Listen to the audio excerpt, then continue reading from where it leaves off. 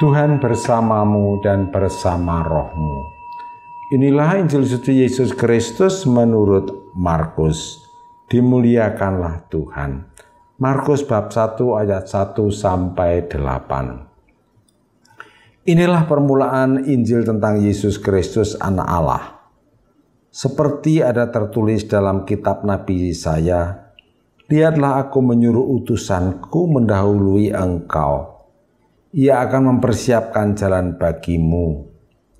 Ada suara orang berseru-seru di padang gurun, siapkanlah jalan bagi Tuhan. Luruskanlah jalan baginya. Demikianlah Yohanes Pembaptis tampil di padang gurun dan menyerukan, bertobatlah dan berilah dirimu dibaptis, dan Allah akan mengampuni dosamu.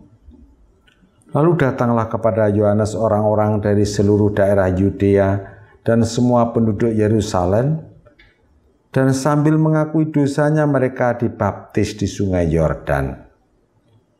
Yohanes memakai jubah bulu unta dan ikat pinggang kulit. Makanannya belalang dan madu hutan. Inilah yang diberitakannya. Sesudah aku akan datang, Ia yang lebih berkuasa daripada aku. Membungkuk dan membuka tali kasutnya pun aku tidak layak. Aku membaptis kamu dengan air, tetapi Ia akan membaptis kamu dengan Roh Kudus. Demikianlah Injil Tuhan. Terpujilah Kristus. Saudari-saudara yang dikasihi Tuhan dan yang saya gemateni, renungan saya pada hari ini berjudul Mari Berkebun. Markus bab 1 ayat 1 sampai 8 itu sumbernya. Saudara-saudara, pikiran kita ini seperti kebun. Pemilik kebun yang malas akan membiarkan rumput liar dan semak duri bertumbuh subur di dalamnya.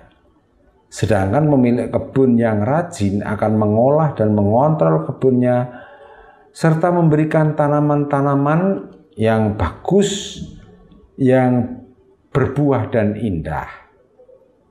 Yang berbuah artinya yang menjadi makanan rohani, sedang yang makanan jasmani, sedangkan yang indah yang memberi makanan rohani.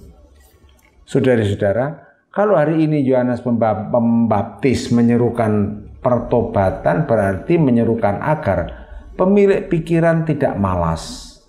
Sebab kalau dia malas, kebunnya akan ditumbuhi rumput liar dan semak duri. Yang dimaksudkan rumput liar adalah hal-hal yang tidak berguna untuk hidup kita. Misalnya, di HP kita muncul konten-konten pornografi, perjudian, gosip selebritis, lelucon yang tidak bermakna, yang tidak ada hubungannya dengan kesibukan harian kita. Sayangnya, justru konten itu yang laris manis banyak diklik orang. Yang dimaksudkan semak duri adalah berita-berita terutama dalam HP yang membuat memuat berita buruk yang menimbulkan keresahan, kegalauan hati, kecemasan, semakin memecah belah persatuan bangsa, dan tidak ada pemecahan. Lagi pula, kita tidak bisa berbuat apa-apa, atau malah tidak ada sangkut pautnya dengan kehidupan kita. Lagi-lagi, itulah yang banyak diklik dan diposting. Pertobatannya adalah menanami kebun dengan tanaman indah dan berguna. Yang dimaksudkan tanaman indah adalah segala sesuatu yang menyejukkan hati, misalnya musik yang bagus, gambar-gambar yang indah, yang memberikan ketentraman jiwa, membawa damai di hati.